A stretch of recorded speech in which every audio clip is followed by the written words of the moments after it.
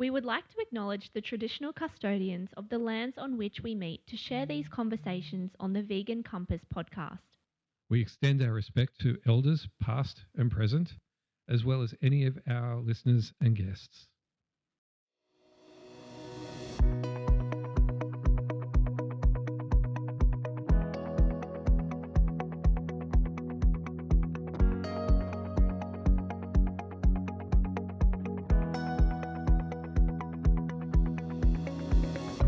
Hello and welcome to the Vegan Compass podcast, unveiling truths, inspiring change. We are your hosts, Rick Allport and Mackenzie Cross. From wherever you're listening, please be sure to like and subscribe to support this podcast. Now to the episode. Hello everyone, welcome back to the Vegan Compass podcast. We're so excited to have you for our first episode of season 2. So we've had a little bit of a break. It's been quite a break, hasn't it? Yeah, I went on holidays, Rick's been moving house, just needed some time to, gather ourselves and gather our wonderful guests to bring you for season 2. And where did you go on holidays? I went to Iceland. My goodness, and I only moved from Hornsby to Hornsby. So you had a much more exciting time than I did. Yeah, it was great. Beautiful scenery in Iceland. A little bit challenging to be vegan. A lot of processed food options in the supermarket. So you can get by, but not a lot of options at restaurants and I guess more processed food options, which I'm not super used to eating. So I came back feeling a bit like, I really need some whole foods again. Well, speaking of food, yes, we have a wonderful guest here with us today, and I don't want to give too much away. So we have the wonderful Sarah from Compassion Creamery. So Sarah, who are you and what do you do? Hi Rick, hi Mackenzie. My name is Sarah. I am a chemical engineer turned startup food founder of a company called Compassion Creamery. We basically are a vegan creamery that produces products like cream cheese and tiramisu made from oats. I myself have been vegan for 10 years, 10 years this year actually. And my partner and I are the guardians of 2 rescue greyhounds, Merry and Pippin. Merry and Pippin? Yes. They're the 2 hobbits from The Lord of the Rings. So. Okay. So I did get a little bit of a background story from Mackenzie before you got here. Apparently that they were dumped on the side of a highway? Yes, the Hume Highway, which I believe is not too far from here. Yes. Yeah. Yes, quite close to us. Yeah, fill us in with a bit of that. That's crazy. Yeah, so it wasn't us. There were a couple of friends that had basically been driving down the Hume Highway, noticed these 2 giant black dogs just roaming around, looking really lost and really famished. They were kind enough to stop at the side of the road, take them in, get them at the back. They had all this rabbit and cat food from memory in their boot. The dogs got in the back of the car and they just started eating all of this food, smashing through all the rabbit and cat food. And basically one of the guys had made a post on Facebook asking for people to help and foster the dogs or look after them for a night before they could find a shelter or some sort of rescue organization, especially because they're greyhounds, to try and, get them through the night because they have cats and rabbits, and obviously cats and rabbits and greyhounds don't really mix well together. My partner and I were actually at Green Mushroom that evening having dinner with a friend, and we were like, should we go do this? And he was like, well, yeah, why not? What turned into one night became, it's now been 2 years. So, So I think you can safely say you're a foster fail. 100%, I think so. Yeah. Much to the dismay of both his parents and my parents. They're all like, oh my God, what have you done? Because we live in a tiny 1-bedroom apartment in the middle of Sydney, very close to the CBD. And 2 giant greyhounds plus 2 adults, it's just not a lot of. They take up the whole lounge room. They do. They really do. Their legs, when outstretched, it's a lot. It's a lot of leg, And you have 8 legs, so it's just a lot. At least they sleep most of the day, so it's not like they're little puppies that are bounding around. No. Yeah. So it's basically whatever, I guess, circumference that their bodies take up is the space that they need. Nothing more, nothing less.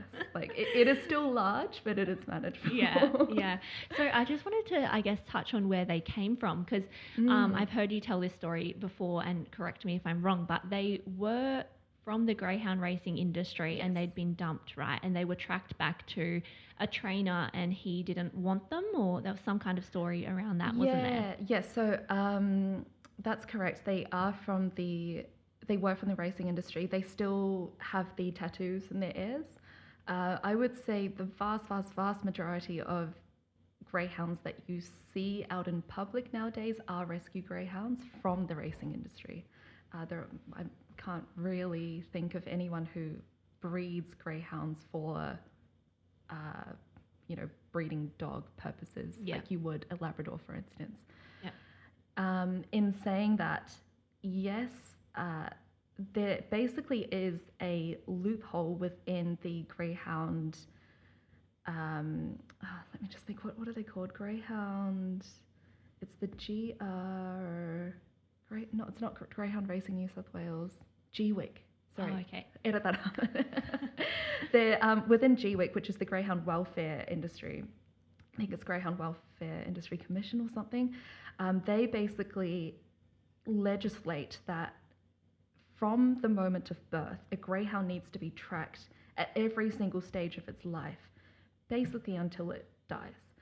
But the loophole within the industry is that you actually only need to track them from the moment they are born until they are retired, or quote unquote retired. Or basically what that means is that if I were to be a greyhound trainer and Mackenzie, you were to be a random member of society, a civilian outside of the industry, I could say, okay, I have this greyhound, it's not performing well. They're basically losing me money. So I'm going to palm off my greyhound to you. I don't care what you do with it.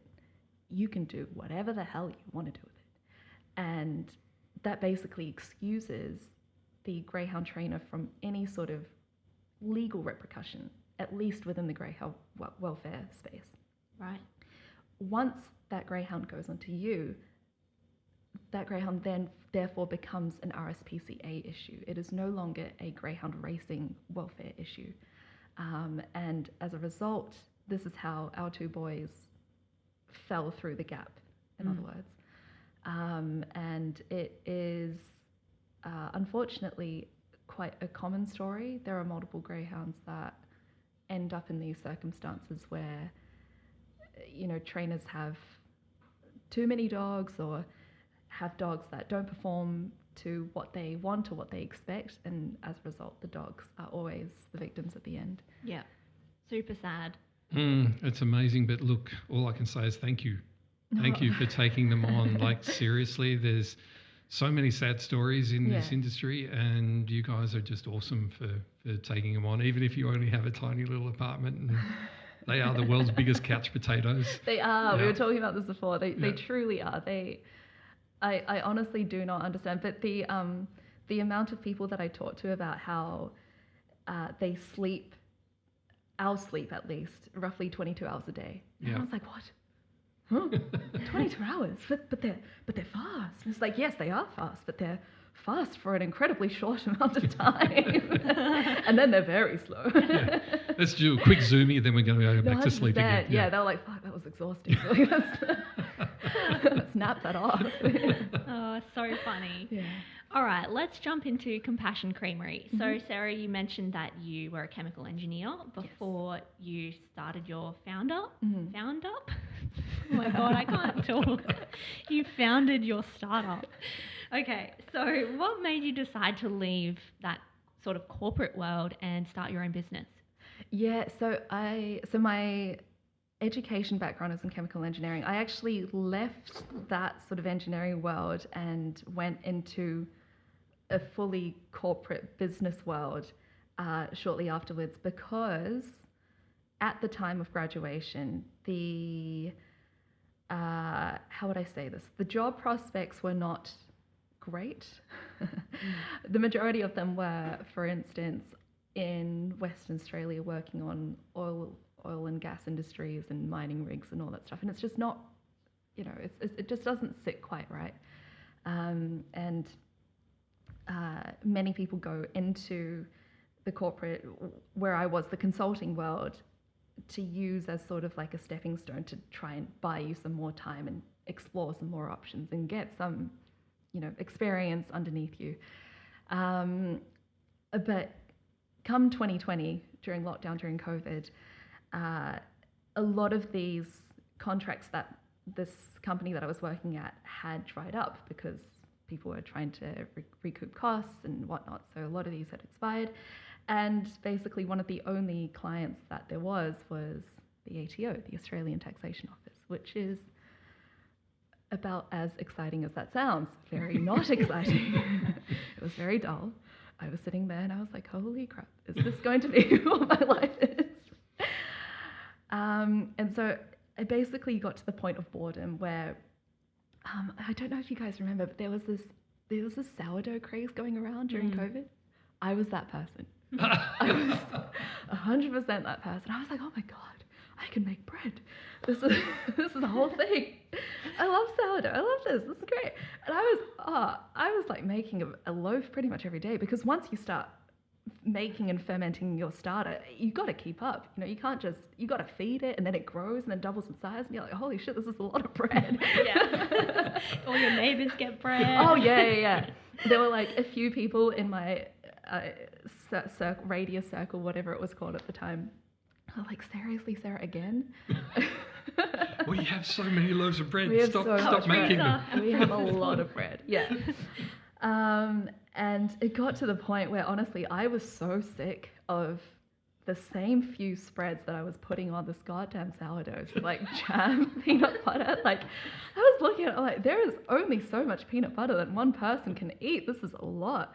And so that was when I started experimenting basically with different kinds of, well, at the time, I wouldn't even really call them cheeses. They were sort of just amalgamations of different recipes that I'd cobbled together on YouTube and Google, and being like, oh, this is interesting. This is a cheese made from sweet potato. How strange. It was a whole lot of different things. But I guess like innately I'm, I don't know, quite a curious person, I suppose, inquisitive person. So I was like, oh, well, this is quite interesting. And so that inevitably started this very long, incredibly long journey of me. I sound insane, don't I? Journey of me iterating and creating multiple variations of what would eventually become my final product. But I will also say that I grew up in New Zealand, and we eat a copious amount of dairy, unfortunately, very unfortunately. It's almost indoctrinated into us as young school children. So I was, drinking milk for breakfast, 1 glass in the morning, 1 glass after school, cheese during morning teas and afternoon breaks, and, ice cream in the evening. It's just, thinking back, it's ridiculous the amount of dairy that one consumes. So I think an amalgamation of all of those things has led me to where I sort of am now, I guess. Yeah. Well, look, that's just amazing. And as I've often said to anybody who cares to listen, you actually do make the best tiramisu in the world. Like, I've never tasted anything that's a very so tall delicious. Statement. Thank you. It's just absolutely incredible. Thank you. So tell us more about Compassion Creamery. So what makes your oat cream cheeses and desserts different from others that are out there on the market? I still have to try and get to taste your oat cheese. So I will be trying to do that soon. Yeah, you need a bagel with oat cream cheese on it. Yeah. It's good. Really good. Thanks, And now I'm getting hungry. So I second the tiramisu. Every time I get one of your containers, I eat like the whole thing in one go. Yeah. That's actually quite impressive. Yeah, because they're not small. They're actually quite big. They are, which is why it's quite impressive. Yeah, I have a sweet tooth. Okay. The first time I tried it was here, And, really? Okay, yeah. Mackenzie said, "Oh, you've got to try this." And I've tried it. It's like, "Oh, give me more." Yeah. It's like, I she's going, "No, I had no." to share my container with Rick. Absolutely preposterous. How Yeah. dare you? Anyway, I'm rushing you out. so your Compassion Creamery. Yes. So Yeah, how did that all come about? Because you've gone from making spreads for all this sourdough bread and creating all these different things with your chemical background, which would have helped, like, trying Yes, to work out yeah. ingredients. So how did that then turn into Compassion Creamery? Yeah, so if I think back to lockdown, it was a really interesting period, I think, because I like so many others were working from home doing my corporate job, and I remember at that time I had a few team members based down in Melbourne, and so in order to stay atop with everything, we would video call and go on Teams chats and whatnot, and I remember them always just holding a cup of oat milk lattes in their hand. And I was like, this is so bizarre, because you are not remotely whatsoever vegan or even plant-based or lactose intolerant. It's like, what is happening? What is this whole thing? Because I've grown up drinking soy milk. I love soy milk. There's no massive intent. What's the word? Massive. What's the word? Incentive. That I grew up drinking soy milk, so there wasn't a huge incentive for me to switch and think, oh yeah, let's try this oat milk. So it was very bizarre, because they were like, oh well, haven't you tried it? Oat milk's great. It's it's super creamy. I love how it tastes. It's got a really neutral taste. It really brings up the coffee. And I'm also not a coffee drinker, so I was like, okay, well this is cool. Good for you. But then I think something clicked in my brain. I was like, hold on, if these people are raving about oat milk, why hasn't there been an oat cheese or any other oat derivatives that have been made from this, if it's so cool and fantastic and wonderful? And yeah, inevitably I eventually realized that it's because it's really hard. And it took me a stupid amount of time to realize that. But yeah, on the basis of it, all of my products in my range is made from oat milk, and we do it in a way that is very similar, very akin to how dairy cheese is made. So we create basically very similar to the nursery rhyme, the one that goes like, little Miss Muffet sat in her tuffet eating her curds and whey. The curds and whey is basically what we make. Right. And as a result, we actually don't need to use a lot of things like starches and fillers and binders. And we also don't need to use coconut oil. So there are a few things there that sort of ticked a lot of boxes for me internally. And I was like, okay, well, this is kind of cool. Let's try and see how far we can take it. And that's basically where we are now. Wow. So in your product range, what have you got in your product range now? Yes, so it started off with being just the savoury oat cream cheese. It was that way for a little while, because on top of creating the product, actually scaling up the product as a whole mess. It's just, like if you want to try do it, I advise you not to do it, because it probably aged 10 years doing it. And then after that, it was probably around this time last year, one of our stockists, Tom from Kmart in Newtown, he was like, well, I saw you had this tiramisu thing on your website. He's like, can I have some? And I was like, oh, I don't think that'll sell. Like, I don't know. And he was like, can you just give me some? And I was like, I don't know. And he's like, just give me some. And I was like, okay, I'll give you some. And yeah, like it was quite, I was honestly quite shocked. I was like, oh my God, are you telling me that they've all sold already in like a day? And he's like, yes. It was actually quite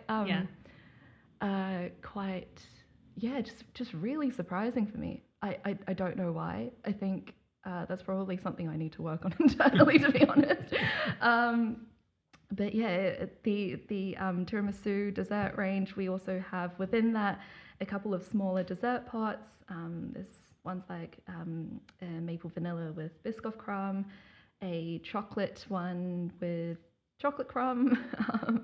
And within the seasons, like with seasonal occasions like Christmas and Easter and whatnot, I do release seasonal flavors and fun things as well. I did follow your Valentine's journey to get that red The red Valentine's. velvet. Yeah. Oh. I'm sort of watching it on Instagram going, come on, keep trying. You can do this. You I can tried do so this. much.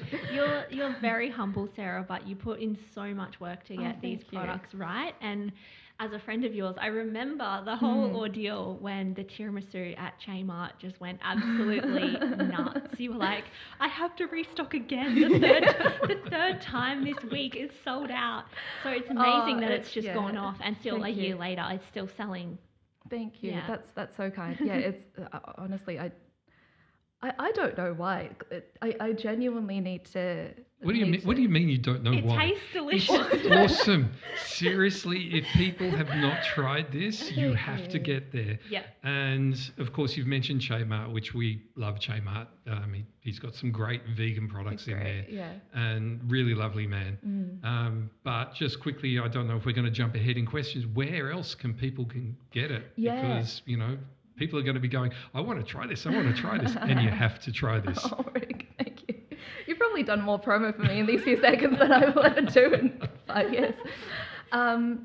So I actually very recently partnered with Angie, which of course you guys have had on very recently, from Funky Pies and Bondi, and she has been incredible in helping us get basically almost all of the eastern border of Australia now.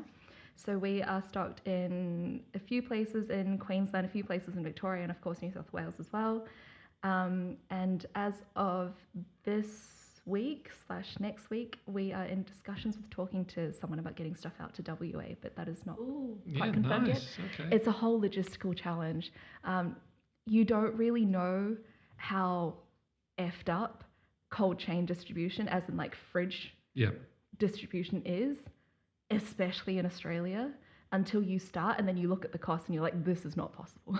I used to work for Coco Luscious ice cream on the Gold Coast, and we would have to ship frozen. Yeah. Oh, frozen is even more. It's insane. Ice what cream you've got to is do. hands down one of the most expensive businesses to be in. I have a good friend who used to do, and hopefully she's coming back as well, a beautiful vegan ice cream. And oh my God, like the freight costs, terrifying, absolutely It's insane. terrifying. Plus, of course, working in minus 22 degrees. Oh it's it's cold. it's a whole. But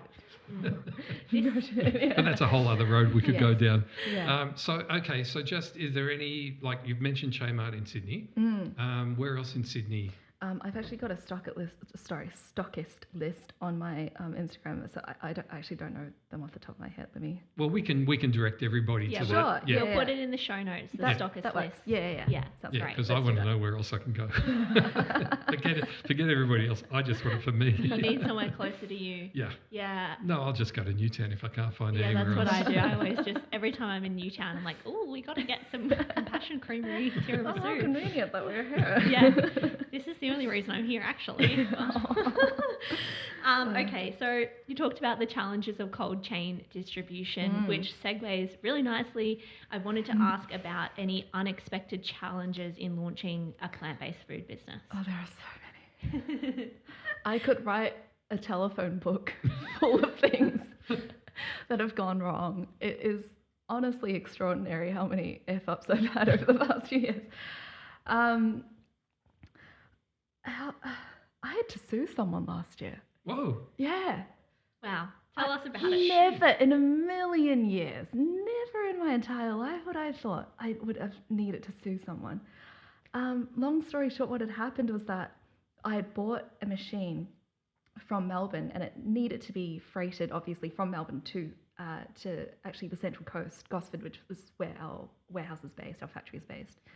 And obviously, I'm not going to do that. So we had a freight company.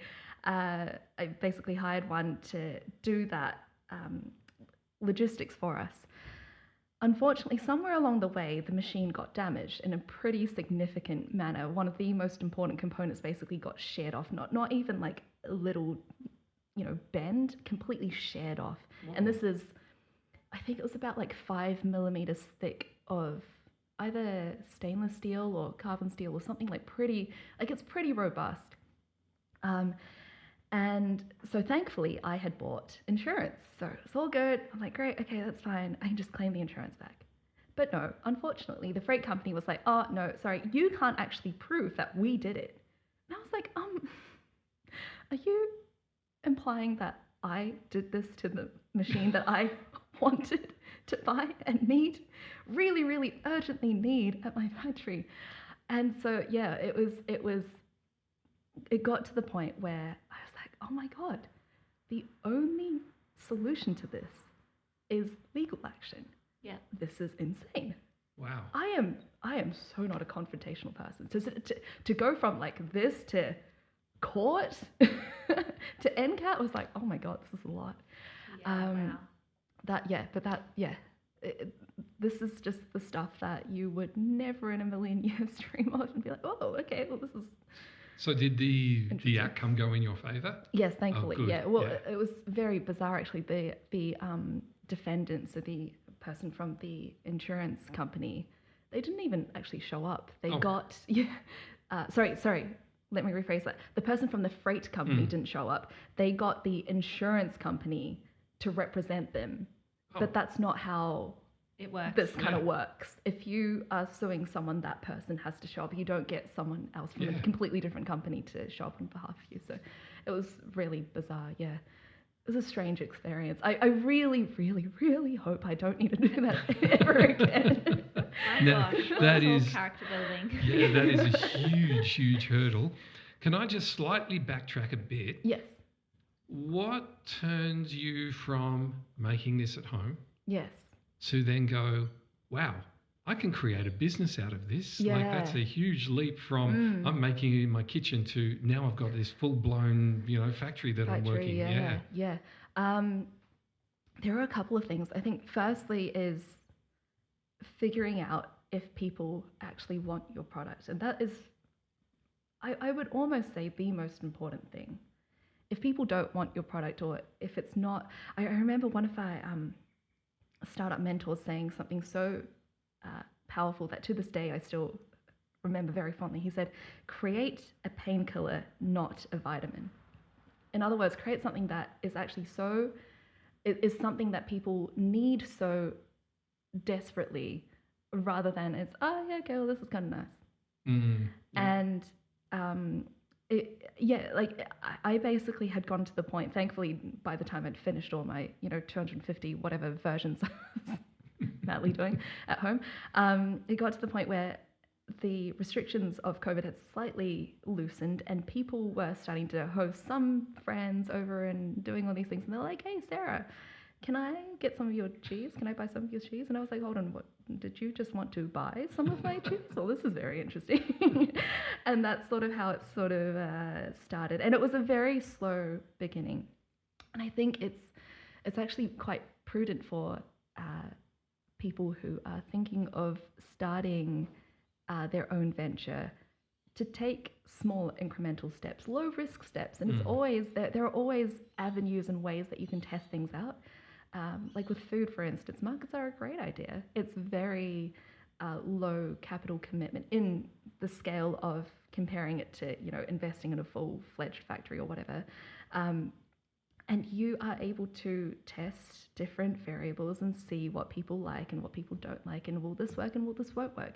And if it doesn't work, oh my God, that is actually really good news. Pull out before it gets too late, before you invest too much time, too much money, too much effort, too much manpower, woman power, whatever power, before it becomes too much. That's actually a really good time to pull out in really, really good information.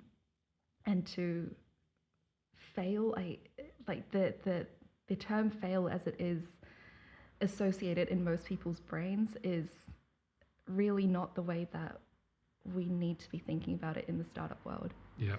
Fail. We actually have a saying, it's fail hard, fail fast. Yeah. The more you fail, the quicker you fail, the quicker you get to the right outcome, the most successful outcome. It's interesting. It's like we're talking to Angie. Yeah. Oh, really? From Funky That's so Pies, because funny. she said, I you actually know, remember her saying something similar. Yeah. Yeah. so she started off at like just taking some pies to a market just Yes, to see and what she it's sold like. out. Yeah, sold Yeah. out within 11 o'clock. Like, what brilliant yeah. traction. That Yeah. is, that's amazing. So it Definitely tells good you advice. exactly how it works. So yes, but that's great advice for people wanting to do a startup. So yeah, absolutely wonderful. Yeah. Okay, let's segue back to the products. Yeah. So Rick and I have done enough promotion and raved and ranted about them.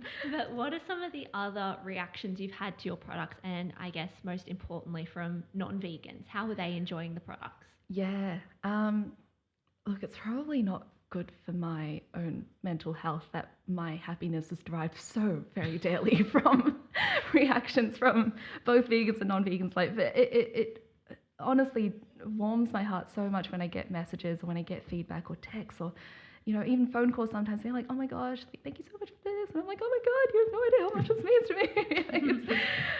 me. Yeah, it's so heartwarming. I think the, you know, after you dedicate so much of your life basically at this point into creating products, it's just so nice to hear that people not only enjoy but actually enjoy sharing your products with other people, because that's what food really is for, right? It's for sustenance, nourishing ourselves, of course, but I think so much about food is sharing that joy with other people. No, not when it comes to Mackenzie Not when and it comes to Mackenzie, tiramisu. okay. I will not share my tiramisu. I was lucky to get a spoonful. But yes, I get what you're saying. Yeah. There's such a big association of food with, you know, celebration with family and friends. That's right. And eating Yeah. food for enjoyment because it tastes good. Well, I remember at the Animal Liberation Christmas party. Yes. And Oh, what a fun night that was. the Funky Pies came out, and everybody's getting Funky Pies. And of course, you know, Angie and yourself gave of your product freely to everybody there, which we are so grateful for. Anytime. And so, just yeah, give the us a Funky ring. Pies came out, and then we hear that the tiramisu's coming, and it's like, I've got room. I have room for tiramisu. I was so worried that night because I had completely forgotten to bring spoons. For some reason in my brain, I just assumed that a bar would have a plethora of spoons. I don't know why my brain short-circuited. And I was like, oh my God.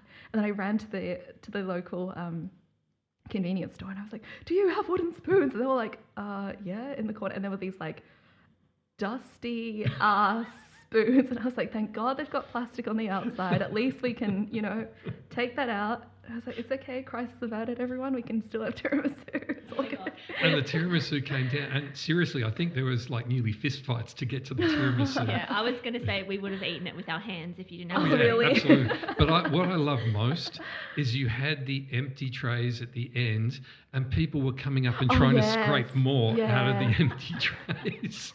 And they were going around, no, I want the tray, I want the tray. Okay. So there is a story behind this.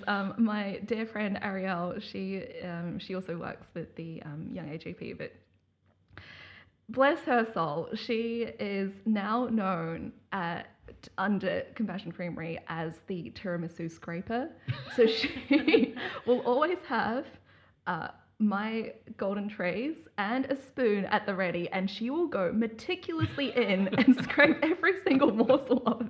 She was like, Sarah, that was bloody fantastic. And I was like, thanks, Ariel. You don't want to waste any of the tiramisu or any, well, I'm sure the oat Yeah, but cheese as well. on that night, I didn't realise that her sister, Ebony, and also another friend were also there, so hence why the sort of grabbing the tray scenario came about. That was how that It happened. was all Ariel. It was, yeah, well, she was the root The of it, I ringleader. think, yes. It was so funny, but yeah, it was so cool. Oh, funny. Now, what has been, because you probably had a lot of proud moments from Compassion Creamery, what has been one of the most proudest moments you've had? You know, I had to think about this before, and like I've been truly very, very humbled to have received quite a few awards and nominations and whatnot, but thinking back, nothing makes me smile internally more as I think somewhere along the line last year where I think I just learnt to laugh in the face of everyday things that had happened that were like inconveniences, or things that had happened that were just not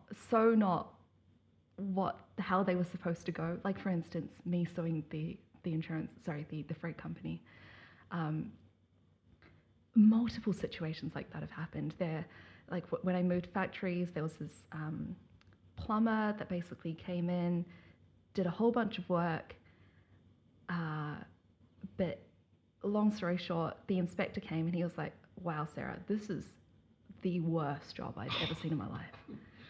And I basically had to pay $15,000 to another legit guy, thankfully this time, to fix all of the mistakes. And in that moment, because mind you, in the sort of industrial world of engineering and laborers and all of that stuff, you can't really go on Google reviews and see who's highly rated within this area, because it's stuff that most people have no idea about. It's a very obscure set of skills that people have, and so you just sort of go off this gut instinct that people will do things correctly and do things right and complete the job and do what is, contractually written. But unfortunately, that's not always the case. And I mean, honestly, what could I have done but to just laugh in that situation? It's like, oh my God, wow, he fucked up so badly. Wow. That is, wow. Good job. That's so bad. How could you be such an F up? Good job. Yeah, right? Yeah. And I'm like, holy shit, now I just have to sell a fuck ton of tiramisu now. But it's unbelievable sometimes. I totally get what you mean, because, I run my own business as well and have a similar thing. Like, life is just so much easier if you just don't stress about the stuff that you can't control. That's right. Yeah. Just, you have to laugh it off. You have to, because otherwise the world is already a really hard place for people like us who care so much. That's right. 100%. You have to just find a way to survive and find a way to laugh and find a way to get on with it. Yeah. And I think what's what has been so important for me as a learning over this period as well is understanding that the suffering and the exploitation of the animals that we all stand for is always in our minds, but that doesn't mean that we can't also equally hold this lightness and playfulness that is so, at least in my experience, so important for me to make correct decisions and level-headed decisions and not become, incredibly emotional in my decisions. It's actually, I think that the two need to almost coexist, even though they sort of seem like they're completely juxtaposing each other. But on the other front, I feel like with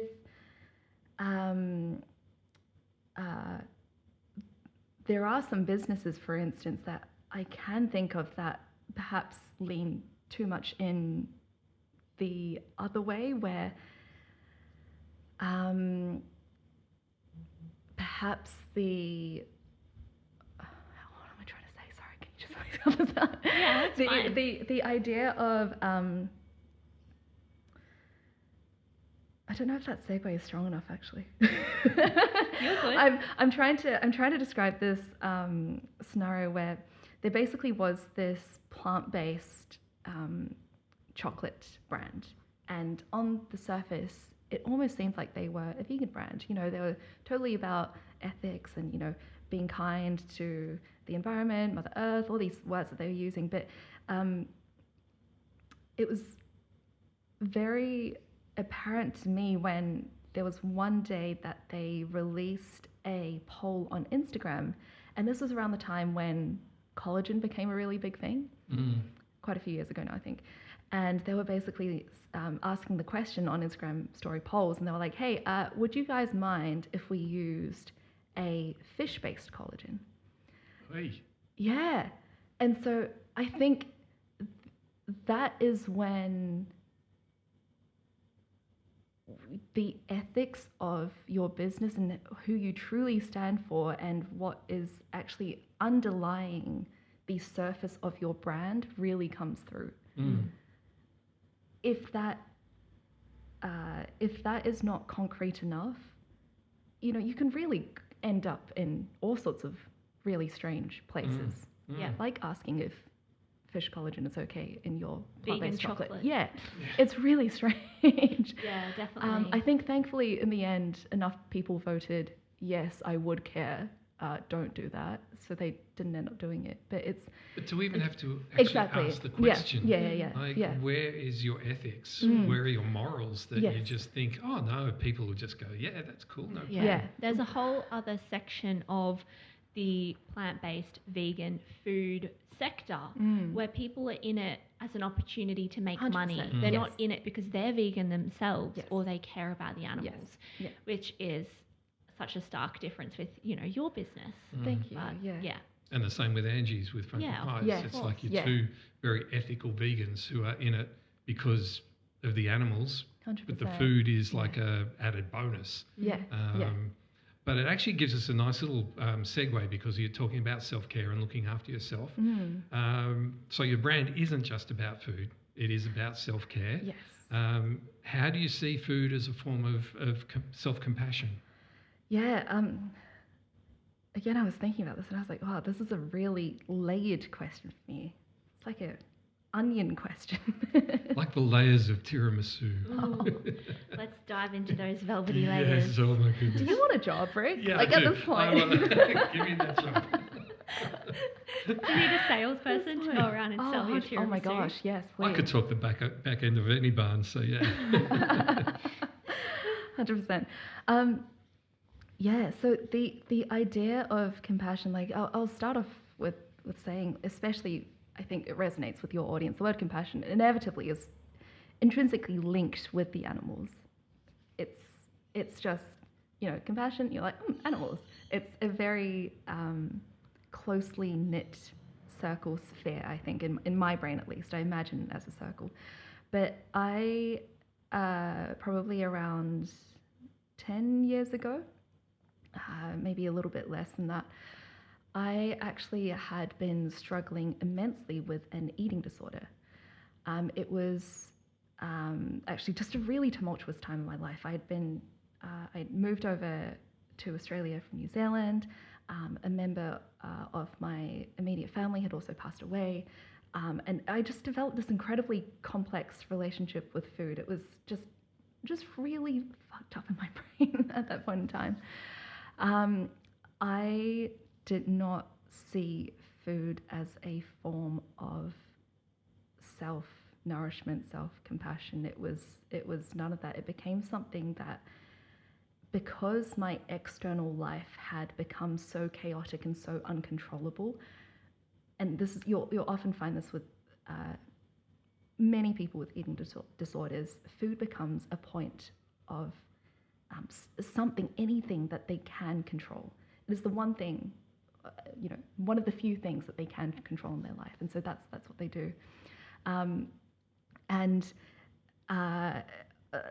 One example, for instance, is many people also have what they call a blacklist of foods, and this is basically a very irrational list of foods that they decide that they just cannot touch. There is no logic to it whatsoever, it was so funny. I remember the day that I actually had avocado for the first time in it must have been 8 years. I actually cried. I was like, oh my God, what the hell? This is delicious. It was ridiculous. And but the thing is that I say that it is ridiculous now, but in the moment, it takes so much willpower to actually rewire your neurons and recarve these incredibly difficult paths to walk down into reestablishing a healthy relationship and a nourishing relationship with food. I almost imagine in my head as I have a machete in my hands and I am in the thick of this incredibly wild jungle that my brain has somehow created for myself, and I am just trying to like carve a path out here and creating a much better, healthier path. But in order to do that, it is incredibly hard. This machete is blunt. It's not a fun time. And so yeah, it took an incredible amount of time to actually relearn that. But it has been one of the wildest and also one of the most important journeys that I think I've had to go on. And unfortunately, no one else can really do that work for you. It has to come from within you. It has to be driven. I was going to say self-petroled, and I was like, that was a terrible way of putting it. Yeah, let's just stick our petrol up there and kick ourselves into gear. Oh, God. Oh, God. Yeah, but at the end of all of this, what I'm trying to say is that compassion for me is obviously about the animals. I think for everyone listening, it is about the animals. But for me, compassion is actually incomplete if it is just for the animals. And if you are looking exterior and externally outside, it has to come from within as well. Because without that, it's just, it's not sustainable in so many ways and shapes and forms. And I remember your first episode with the Auntie, it was exactly the same. Like I remember talking about, the idea of and the importance of self-care, and without that, it's so easy to just, wither away. Yeah. Well, I unfortunately, I was one of the victims of not looking after self-care, and ended up having a massive heart attack because I was just 24/7 animal rescue and animal rights, and thinking, no, I'll be fine, I'll be fine. Bang, I'm in hospital. And it did create, as you were saying before, it did create an unhealthy issue with food for me. So I'm an emotional eater, and so if the emotions go, then it's like food. Got to have food because that's going to help my emotions. And then you eat too much food and you go, that's not helping my emotions. It's this. It's a vicious cycle. Yeah, it's a very vicious cycle. It really is. But with the self-care is why I ended up writing a book about activism, self-care. And as I've said often, it's the book I wish I had before I had the heart attack.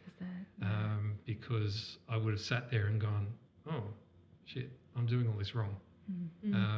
But I'm glad I'm at the other side, and I'm glad I'm still around to be able to do this. And I think part of doing this podcast for us is it actually nurtures our souls, because we get to talk to wonderful people like you, and we hear all these amazing stories. And at the end of each podcast episode, we go, I'm so glad we do this. That's so sweet. It's very soul nourishing.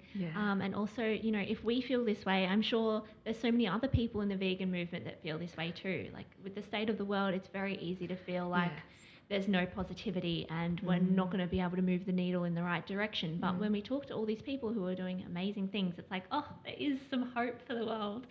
I think on that point though, I think when you lose optimism, I think that's when apathy sets in. Yeah. And that is so dangerous. I think regardless of, how the external world ends up, we have to have this, optimism, even if it comes from the most, tiniest of places. Yeah. I think we have to protect that.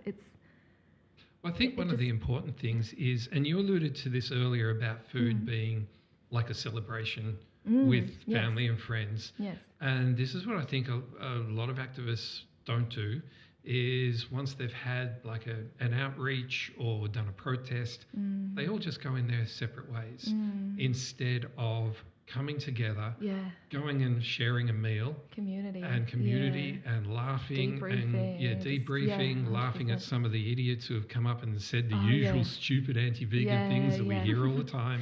And if there are any non-vegans listening to this, forget the freaking things that you say, because we've heard them all before and they're useless and they're just all Google it. Yeah, they're all crap.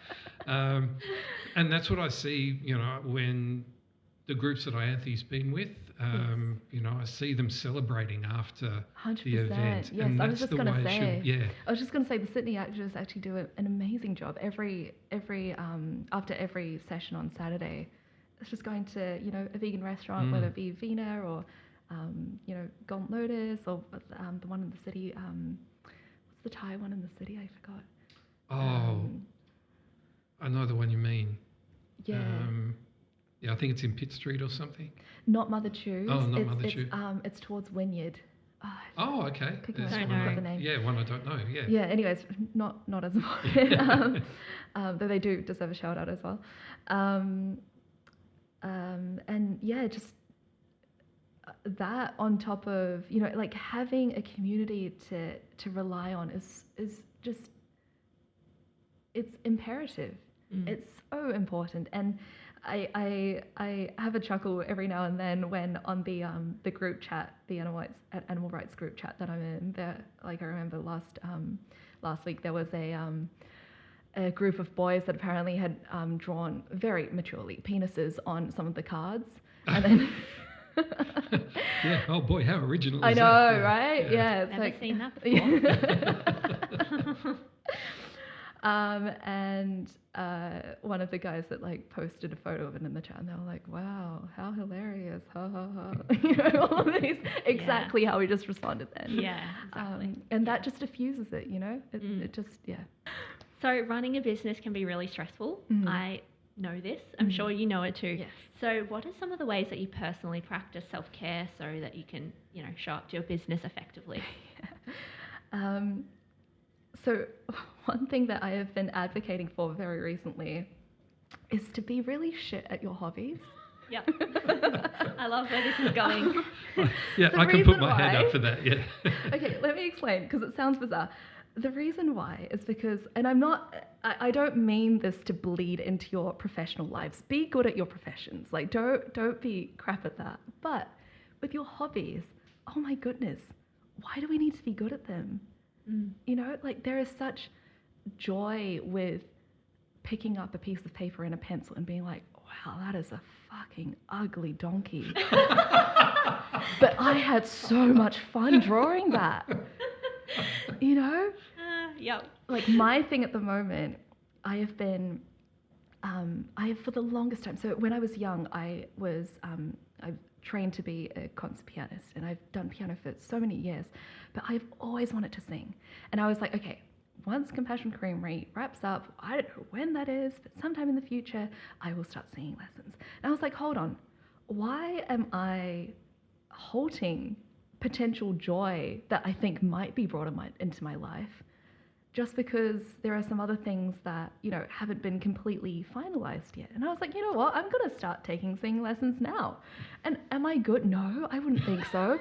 But, oh my gosh, it brings me so much joy that it is, like, don't ever sit beside me in the car because I am just car karaoke the whole way from Sydney to Gosford and back. Like, it's 3 hours of car karaoke. I'm married to a Filipina. Karaoke is a national sport in the Philippines. I am so impressed by yeah. that entire country. We actually have a little karaoke set up at home. So. I love that. With all your Good. sound audio, amazing. I saw this, you don't need to put this in the thing, by the way, but just a random fact. I saw this Instagram reel of this guy, he was singing Celine Dion's My Heart Will Go On. Of course, it was like getting to the climax, like, yeah. And he was like sitting all crouched down, which is the opposite of what you're supposed to do when you're singing. You're supposed to, Open your have, diaphragm. open, like very open, preferably standing so you can have support. He was like leaning over, like a bear in hand, and he had the most incredible belt I've ever heard. It was like, how does this come out of you, sir? Your entire diaphragm is shriveled into this tiny corner of your body. You produce such a magnificent, I don't know how. There's a remarkable. musician I know named Jeff Duff. Right. He's been around for as long as I've been around. Yeah. He is really tall. Yeah. He's really skinny. Right. You think he's going to be blown over in the first puff of wind that comes past. And you think he's going to just have this weedy little voice. Yeah. And when he sings, Oh, it's the most amazing voice that you've Really? ever, like, it's powerful. And it's like, whoa, hang on, is it a different person singing? yeah. It's like, this guy's incredible. That's So yeah, amazing. you That's just cool. never know. Oh, Yeah. yeah. Yeah. It's honestly, anyways, long story short, that is the thing that I am currently working on, currently shit at, and I love being shit at it because it how do I describe this? It completely removes any barriers in your brain of I can't do that or I won't even try, because in order to actually start, I need to somehow be naturally amazing at this, which is impossible. I can relate so much. I call myself a recovering perfectionist. Yes. I am so in that boat. Yeah. So I'm getting better though. Just releasing the pressure. And for me, it was like, I didn't feel like I could have any downtime. I always had to be doing something. Massive, yes. So now I like carve out a lot of time to like read a book. 100%. But it brings me so much joy. Like the other day, I didn't start work until 11 a.m. because I was like, I've been obsessed with this book. And I was like, I need to finish this book. Yeah. And I did, and it was great. You know what? The old me, if I had done that, I think I would have been so hard on myself. So incredibly hard. I would have been like, holy shit, I've just wasted half a day. Yeah. I have done nothing. I would have said in my brain, I am a failure.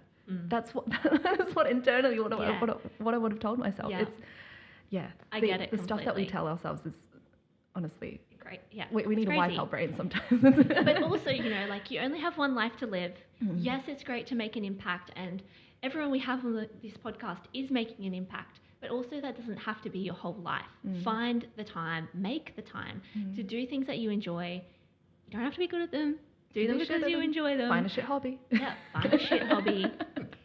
And it's fine if you have multiple. Yeah. That's even better. You know those, there's like a meme trend going around where it's like, I have ADHD and this is my 10th hobby that I've started and I haven't finished. Yeah. Look at all of the crayons that I have. Look at all of the crochet hooks that I have. It's like, great, amazing. As long as you've space to store them, you know. I'm like that. I've got colouring books, I've got knitting, I've got reading books, I started gardening. I love that. I've got cats, they're a hobby. They're my hobby. Okay, how do we rein this back in? So let's rein this back in. Rick's like, all right, so we're all the way over there. I love the shit hobbies thing. It's I'm sort of thinking quietly here in my mind about my shit hobbies, and I'm not going to admit to anything. So that's okay. I thought you were going to say, no, I'm all good at my hobbies. I'm great at mine. Oh no. He just doesn't post the shit ones on Facebook. No, I only post the perfect ones. Yeah. But okay, let's go into looking into the future. So what are the hopes for the future of Compassion Creamery, and are there any new exciting products and plans coming up? Yeah, so this year I hopefully will be starting to work more on our savoury range, because I know it's been a bit neglected as the tiramisu wave has come through. So I want to do a whole range of different savoury dips and fun, yummy flavours that you can, use on your morning toast or bagels or charcuterie boards, whatever it is that you want to do with them. But a super exciting series that Angie and I are doing right now is sending out care boxes. Oh, I saw that, yes. Oh, it makes me so happy. I That's don't know why. I just beautiful. love making care boxes. Yeah, tell us more about that. I didn't even realize. I just randomly texted Angie one day and I was like, I don't know if this sounds stupid and I don't know if we're allowed to do this, but I would really love to send some care packages to people that I've been meaning to send to for a while, and I know that they're, that they would really appreciate some form of care. And she was like, holy shit, Sarah, I have been meaning to do this for 16 years. Basically as long as I've been open. I was like, let's do it. And I was like, okay, let's do it. And so yeah, like the first person that we sent one to was actually Georgie Purcell down in MP of AJP down in Victoria. I noticed that on her Instagram stories, she's always posting about how she has herring weeks or herring days that last into, like past midnight. I'm like, girl, what are you doing? Yeah. It is so late. And then she doesn't have time to cook. I think she also doesn't enjoy cooking from memory. And so a combination of all these things, I'm like, this woman is fighting so hard for the animals. I think we can send her a few pies and tiramisu. I think that's, we can do that. That's so great. And there's a list that we have going on, and we want to slowly add to it. I don't know how quickly we'll be able to get through all of them, but yeah, it's a whole series that we want to create and make, and it just, I don't know, it just makes me really happy. So maybe selfishly I'm doing it, I don't know. Well, there is some science about like, I'm going to get the hormones wrong, but the positive hormones in your brain. Either serotonin or oxytocin or oxytocin dopamine. or Dopamine. It's probably dopamine, I think it's dopamine. Oh, I'm so wired on dopamine, aren't I? Oh my goodness. You get the most dopamine hit from doing something for other people rather than doing something for yourself. I think Sarah has intravenous dopamine. I really do. I'm like, let's get it out. Give me more dopamine, baby. Yeah. Oh God. Okay. Just thinking, I feel like. Sorry, advice I derail everything. That's don't okay. I? Advice for other business owners. I feel like we kind We sort of have touched covered that. on Yeah. Do you want to talk about broadly how you see the plant-based industry evolving, or do you want to wrap up? Oh, I just broke this pen. Oh no. You're gonna leave that in. Yeah, we're going to leave that in. My aggressive ADHD fidgeting. You're like, that's one of my habits. Yeah. Sorry, not one of my habits, one of my hobbies. Yeah. I just really Breaking enjoy things. Yeah, I break things for a hobby. So maybe let's go into the plant-based industry. Yeah. Okay. Oh, okay, sure. Or yeah. was there something else you wanted to No, cover? not really. Not particularly. I mean, I genuinely don't think that I follow the macro industry too closely. Mm-hmm. Okay. Because I don't think it really Applies. Not that it doesn't apply. It inevitably does apply. But I think if I get wrapped up in this whole idea, it's like, FY25 shows that trends for plant-based milks have been declining over the past 4 years. I'm like, okay, well, that's not going to help me. Yeah. You know, like my mission is just to stay focused, is to be wary of that stuff, but I still go step by step towards the direction that I need to go. Yeah. I don't need to be a trend And the response forecaster. that you're getting from the community is enough to say you're going in the right direction. Absolutely. Yeah. That makes me happy, yeah. Yeah, absolutely. Okay, so I'm a simple person, aren't I? Like, people like my tiramisu. Yay! yay, let's make more tiramisu. Well, it's working. It's worked for you this far. I think it'll keep working. Thank you. Okay, so we've already spoken about where you can find Compassion Creamery products. We'll put the stockist list in the show notes. Thank you. Are there any other ways that listeners can support your business or help, I guess, grow the demand for vegan products? Yeah, you actually mentioned this before, but it's you said something along the lines of businesses who basically come in just because they see plant-based as a trend, for instance. And I feel like at least, I almost always try to support businesses, and I'm not just talking about mine, obviously, but like businesses who are 100% vegan, who truly understand it for the ethics, because companies like Nestle, like Unilever, like, what's the other one that I had? I have no other.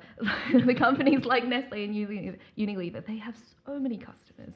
They have so many people. They have so many product lines. They have so many things going on that, one or however many boxes that they move of their plant-based version isn't going to make or break them. But for a vegan business, it will make or break them. So I try and make an effort to, when I go out to eat, go to a vegan restaurant. When I try and purchase something, oh, this is amazing. This entire line is vegan. That's great.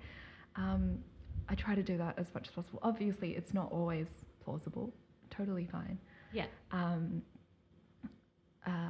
But that 100% does help us. Look, I couldn't agree more. I see a lot of people going, oh no, if we support the non-vegan companies by buying their vegan products, they'll make more. They don't care. They just want to make more money. Whereas we need to support all 100% vegan businesses and vegan restaurants, vegan cafes, because otherwise we lose them. And when we lose them, then the non-vegan places, they'll cut down the vegan versions because they'll go, oh, well, see, the demand's not there. So we're going to be left without, and some really amazing vegan businesses will go by the wayside. And we've seen that happen. Too many times, it's- unfortunately. It's, yeah. Yeah. We've seen it And- happen here in Sydney. I saw it That's happen right. on the Gold Coast. Yeah. Amazing vegan businesses that Mm. just couldn't keep up because people were going to a place that had vegan options. Like, no, support the 100% vegan businesses. Yeah. And really, in every major city in Australia, there is a hub of these vegan Yes. businesses. I think COVID has really screwed everyone over because everyone wants to stay at home, do their click and collect shopping from Coles or Woolworths rather than, go out to these, little grocery stores that stock vegan products or go out to vegan restaurants. We should really try hard to get back to that where we can. I understand it's also a cost of living crisis and sometimes Exactly. these things are more expensive. That's right, yeah. But if you can work out within your budget, even if it's once a month, to go out for dinner somewhere and support a local fully vegan business, it's really going to have such an impact. Yeah, you really have no idea how much it helps. Well, even when I saw that the vegan Indian place... Green mushroom? Yeah, green Yeah. mushroom, yes, of course, yes. The one that we... Yeah, the one we spoke about earlier. When that went under, it's like, Yeah. no way. It's like, seriously, that was probably one of the best An places institute, to right? eat. Yeah. And then- my wife and I went there for our anniversary dinner and they just spoiled us so much. That's and so nice. Yeah, I was devastated when that went. They're back for dinners on my days, though, in Glebe. Oh, Yeah. okay. Amazing. Okay, Yeah. I didn't know Oh, that. ooh, that's Yeah. great. Yeah. Ooh, I'll have to go there. Definitely. Yeah. I was going to say something else too. Like you see the vegan businesses that go back to adding meat on the menu Oh, and they think yeah. that's going to save them. But it's like you've just lost your whole vegan customer base because they're not going to come to a restaurant and eat next to someone who's eating a bacon and egg burger. Like, Well, it was It's really Soul tragic. Burger at, where is it?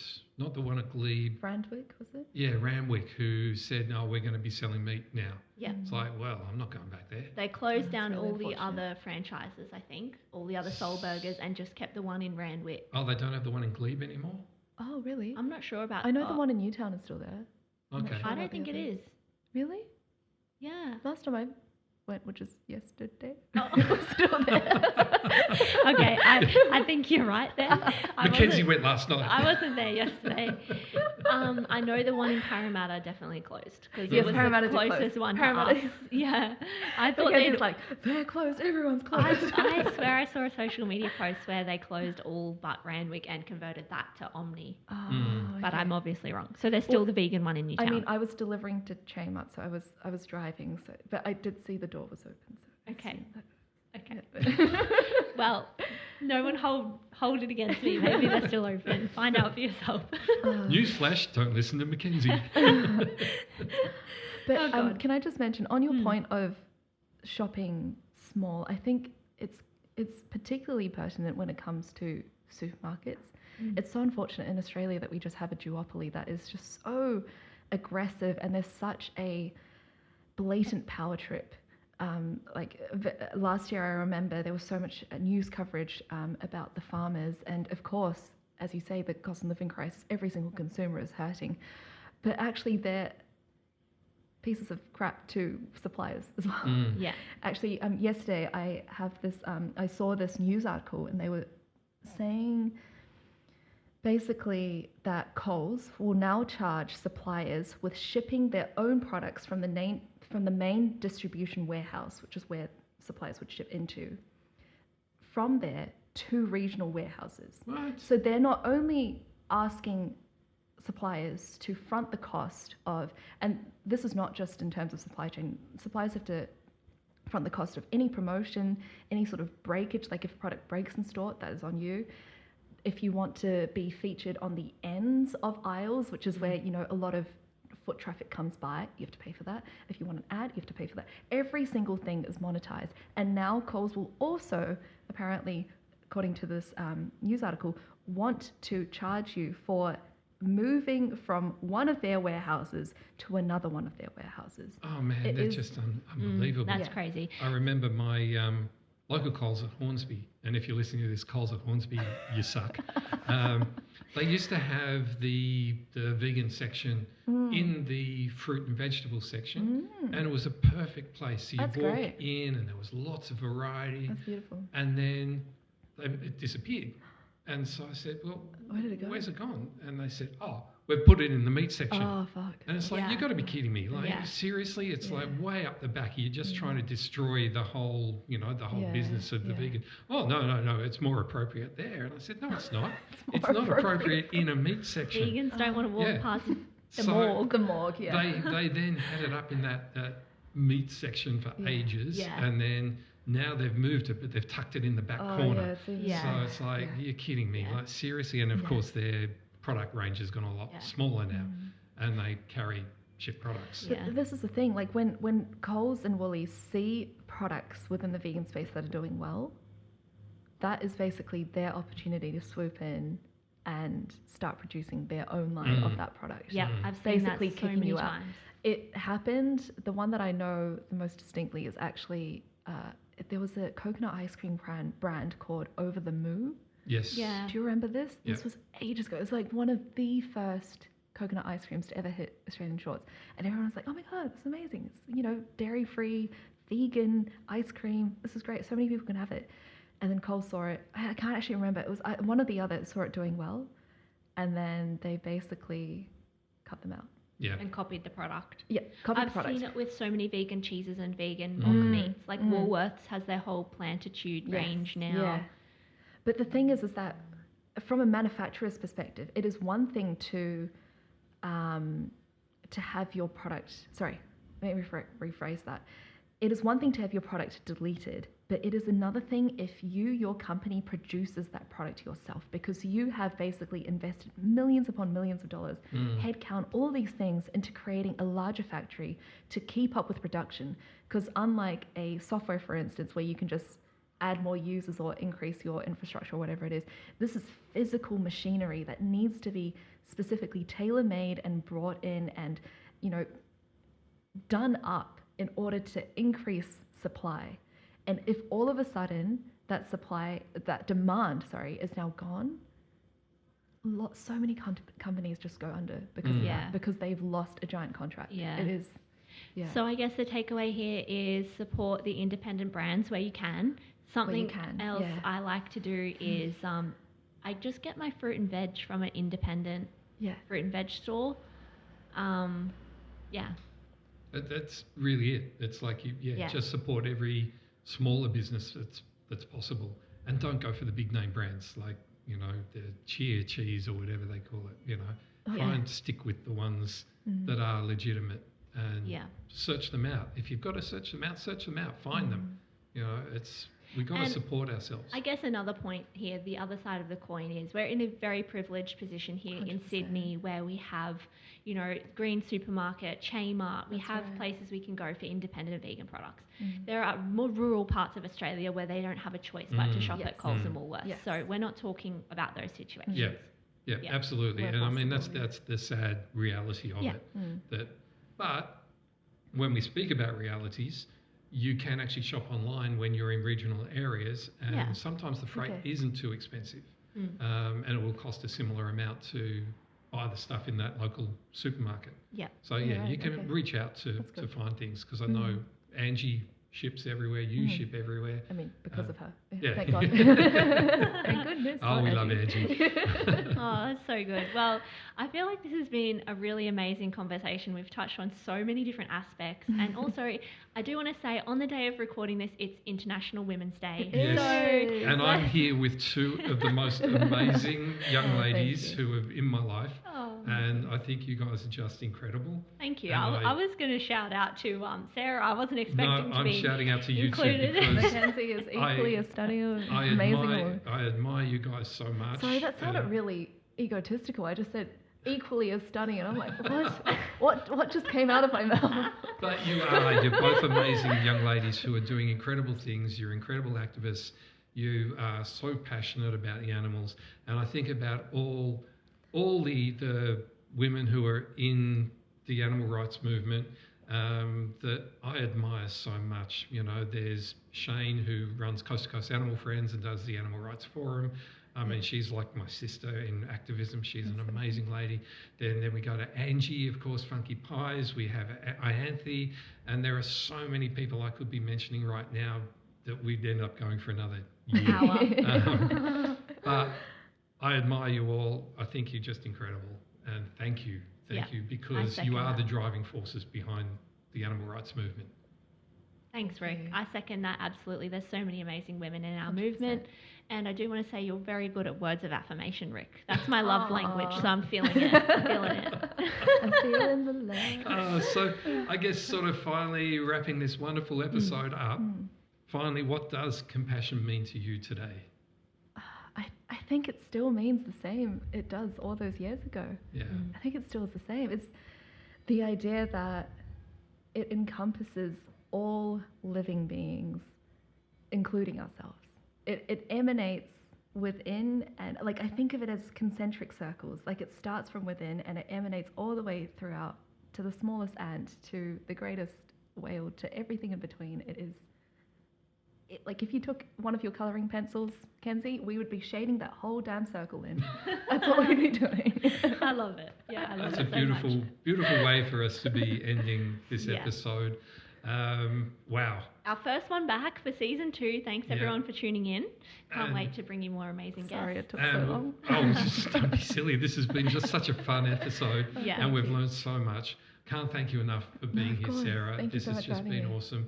What a great way to start season 2. Yeah, absolutely. We've got so many more wonderful guests coming up, but I think this has been one of the most fun episodes we've Oh, I'm had. glad. Yeah. I'm We glad. so prefer doing it in person. Like it's obviously sometimes we can't make it happen in person, but when we can, just the vibes are there in person, you Yeah. know, and you can And really, we had a whole script here of questions, folks, and we went so far off our questions. I think we answered 3 of the questions on the page, but it was a great tangent. Oh, it's so- like so me. So me to do that.